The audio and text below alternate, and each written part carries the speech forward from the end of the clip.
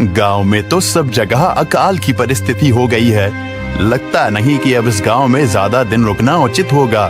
काम के लिए बाहर गांव तो जाना ही पड़ेगा।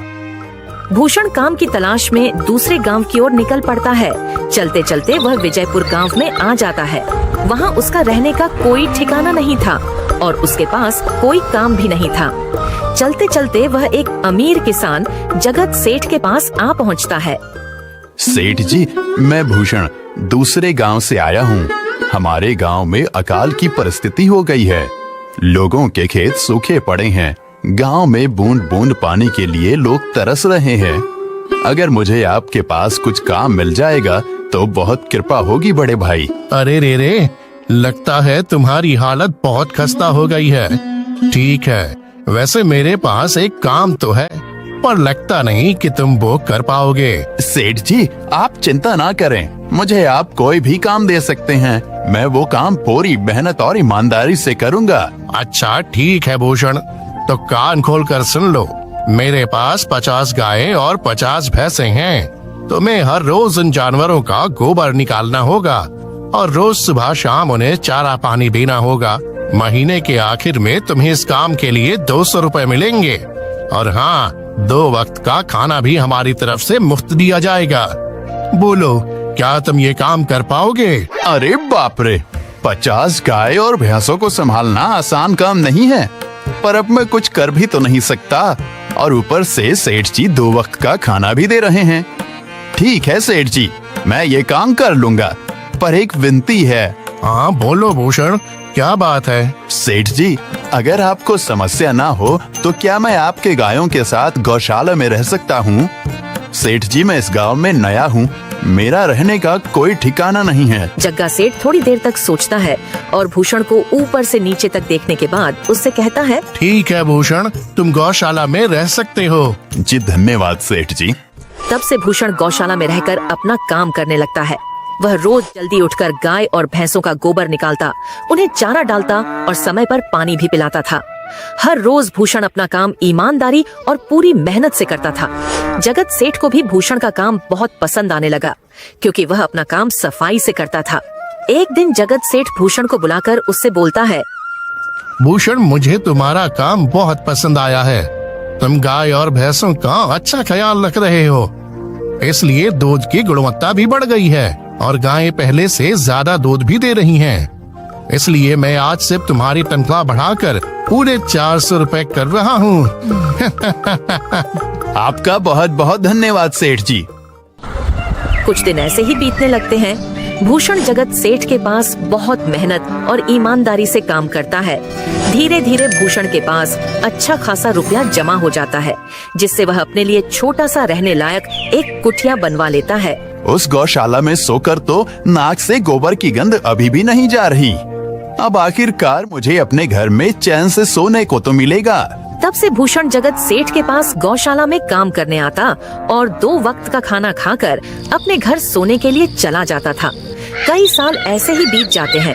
भूषण की मेहनत के कारण उसके पास अच्छा खासा रुपया जमा हो जाता है।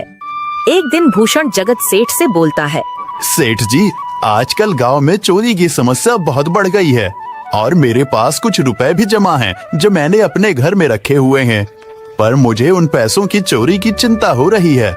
आपको तो पता है कि मैं दिन भर आपके पास ही काम करता हूँ और सिर्फ रात में ही घर सोने जाता हूँ, इसलिए मुझे रोज उन पैसों की चोरी की चिंता सताती है। हाँ भूषण, तुम बात तो बिल्कुल सही कह रहे हो।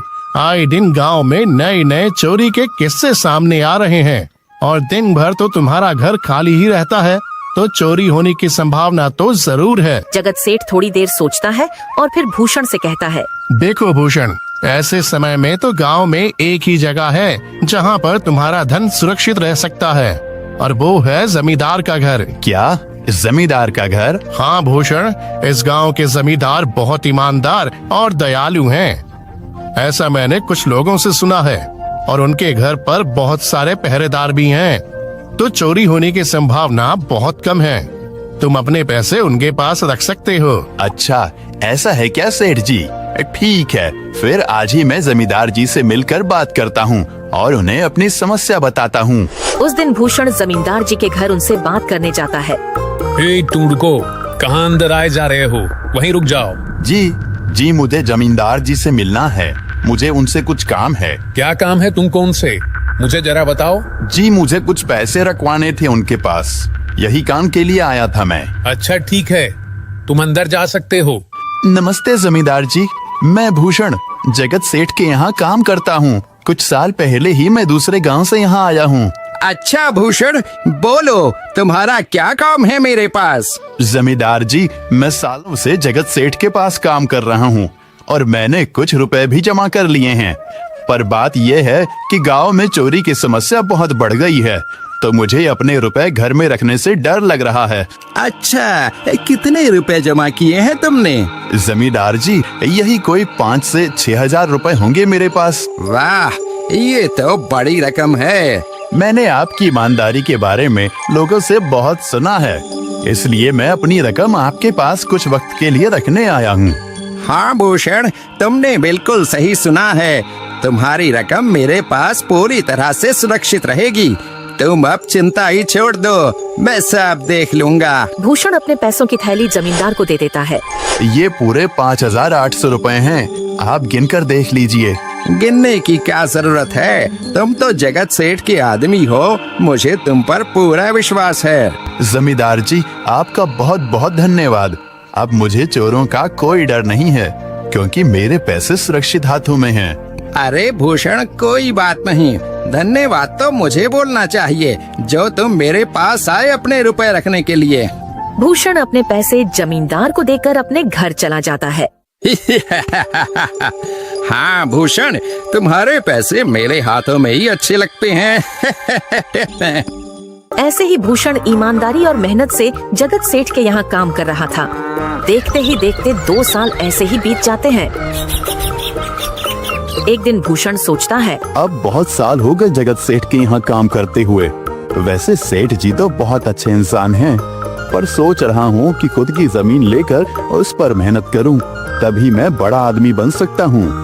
अब जो मेरे पास थोड़े कुछ पैसे हैं और जो जमींदार के पास कुछ पैसे संभालने के लिए दिए हैं, वो जमा करके थोड़ी जमीन खरीद लूंगा। आज ही जमींदार से मिलने जाता हूँ और अपने रुपए मांगता हूँ। ये सोचकर भूषण जमींदार जी के घर चला जाता है। जमींदार जी, मैं अपने रुपए वापस लेने आया हूँ। आपके पास मैंने 5,800 रुपए दिए थे संभालने के लिए। अरे भाई साहब, मैंने पहचाना नहीं आपको। वैसे कौन हो आप? अरे जमींदार जी, मैं भूषण हूँ। पिछले साल मैंने आपको पैसे संभालने के लिए दिए थे, याद आया कुछ? अरे भाई साहब, मेरे पास कितने सारे लोग आते जाते हैं पैसे रखने के लिए, और सभी के साथ मेरा अच्छा व्यवहार होता है। वैसे आपके पास कोई कागजात हैं क्या? क्योंकि मैं हर व्यक्ति से कागज पर ही व्यवहार करता हूँ। किसने कितने पैसे दिए, किसके कितने पैसे रखे हैं, सबका व्यवहार रहता है मेरे पास। जमींदार जी, ये आप क्या बात कर रहे हैं? आपकी ईमानदारी देखकर ही मैंने आपको पैसे दिए थे संभालने के लिए, और आप अब ऐसी बातें कर रहे हैं। कृपया करके मेरे पैसे मुझे वापस कीजिए। हाँ भूषण, मैं ईमानदारी से ही काम करता हूँ, इसलिए तो तुमसे मैं डॉक्यूमेंट्स मांग रहा हूँ। क्या तुम्हें पता नहीं, जब तुम किसी से पैसों का व्यवहार करते हो तो तुम्हें स्टाम्प पेपर पर लिख कर देना पड़ता है। तुम किसी से भी पूछ सकते हो। नहीं जमींदार जी, मैं आपके पैर पड़ता हूँ, कृपया करके मेरे रुपए मुझे दे दीजिए। बड़ी मेहनत से मैंने वो पैसे जमा किए थे, मुझ पर ऐसा अन्याय ना करें। अरे क्या ये झूठ मूठ का रोना धोना लगाया है? लगता है तुम ढोंगी हो और मेरी ईमानदारी और भोलेपन का फायदा उठाकर मुझसे ये रुपए लेने आए हो। रुक, तुझे अभी सबक सिखाता हूँ। जमींदार अपने आदमियों को बुलाकर भूषण की पिटाई करने को कहता है। इसे तब तक मारो जब तक ये बेहोश ना हो जाए। इस 2 कौड़ी के आदमी ने मेरी ईमानदारी पर सवाल उठाया है, इसे छोड़ना मत।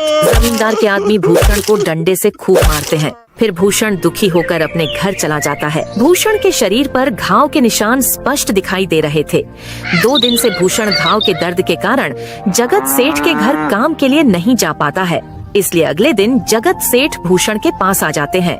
वह देखते हैं कि भूषण खाट पर सो रहा है और वह बड़ा ही चिंता में नजर आ रहा है। भूषण भाई, तुम 2 दिन काम पर नहीं आए, क्या हुआ भाई? तबीयत ठीक है ना तुम्हारी? कुछ समस्या है क्या? अरे सेठ जी, आप खुद यहाँ आए हो। आप खबर भिजवाते तो मैं खुद चला आता। अरे भूषण, कोई बात नहीं। तुम्हें देखकर लगता है तुम बीमार हो। क्या हुआ है तुम्हें? जगत सेठ, क्या बताऊं, जिस जमींदार के पास पिछले साल मैंने अपने पैसे संभालने को दिए थे, वो आज मुझे पैसे वापस नहीं करना चाहता। वो बहुत लालची इंसान है, वो लोगों को ठग रहा है। और जब मैंने बाद में गिड़गिड़ाना शुरू किया तो उसने डंडे से मार मार कर मेरी पिटाई करवा दी और मुझे वहां से धक्के मार कर निकाल दिया। अरे बाप रे, ये तो बड़ा ही गंभीर विषय है। मैंने तो जमींदार के बारे में अच्छा ही सुना था, पर मुझे भी नहीं पता था कि वो इंसान इतना गिरा हुआ है। तभी मैं सोचूं, हर साल उसकी संपत्ति इतनी ज्यादा कैसे बढ़ रही है। मुझे माफ कर दो भूषण, मैंने ही तुम्हें जमींदार के पास जाने को बोला था। गलती तो मेरी भी है। नहीं जगत सेठ, आप तो मेरा अच्छा ही सोच रहे थे। ये तो उस जमींदार का लालच है। अब लगता नहीं मेरे पैसे उस जमींदार से वापस मिलेंगे भी। भूषण, मेरे पास एक तरकीब है जिससे मैं तुम्हारे पैसे तुम्हें वापस दिला सकता हूँ। जगत सेठ भूषण के कान में सारी तरकीब बताता है। ठीक है सेठ जी, हे ऊपर वाले, ये तरकीब कामयाब होने दीजिए। अगले दिन जगत सेठ बहुत सारे पैसों को एक सूटकेस में भरकर खुद जमींदार के घर जाता है। अरे जगत सेठ, आज आप खुद यहाँ। बोलो भाई, इस गरीब के घर कैसे आना हुआ? हमारा तो ये सौभाग्य है कि आप जैसे धनी आदमी के चरण हमारे घर में लगे हैं। नमस्ते जमींदार जी। अरे जमींदार जी, आप तो मुझे अब लज्जित कर रहे हैं। वैसे मैं कुछ महीनों के लिए दूसरे राज्य में व्यापार करने जा रहा हूँ। मैं ये लगभग 50,000 रुपए लाया हूँ। मुझे डर है कि कहीं ये चोरी ना हो जाए। क्या आप मेरे सारे पैसे अपने पास संभाल कर रख सकते हैं? आपके सिवाय इस गांव में और किसी पर भरोसा नहीं कर सकता। अरे जगत सेठ, ये भी कोई पूछने की बात है? मेरे पास आपके पैसे बिल्कुल सुरक्षित रहेंगे। आप निश्चित होकर व्यापार करने जा सकते हैं। इस बार तो बड़ी मछली हाथ लगी है। बार बार ऐसा मौका नहीं मिलता। भारी माल हाथ में लगने वाला है। तभी वहाँ पर भूषण आ जाता है। अरे भूषण, तुम, अच्छा हुआ तुम आ गए। मैं तुम्हारे पास ही आने वाला था। मुझे माफ करना, उस दिन तुम्हें पहचान नहीं पाया। इतने सारे लोग मेरे पास आते हैं तो जरा परेशानी होती है, पर मैं अपनी बातों का बड़ा पक्का हूँ। हाँ रुको, मैं तुम्हारे सारे पैसे अभी देता हूँ। जमींदार भूषण के सारे पैसे उसे लौटा देता है। माफ करना भूषण, मेरे आदमियों ने तुम्हारे साथ उस दिन बदतमीजी की। मैं आज ही उनको काम से निकालता हूँ। भूषण बिना कुछ बोले वहाँ से चला जाता है। अरे क्या बात है जमींदार जी, आप तो अपनी बातों के बहुत पक्के हैं। तो ठीक है, मैं अपने सारे पैसे आपके पास रख सकता हूँ। जगत सेठ इतना बोल ही रहा था कि तभी वहाँ जगत सेठ का नौकर आ जाता है।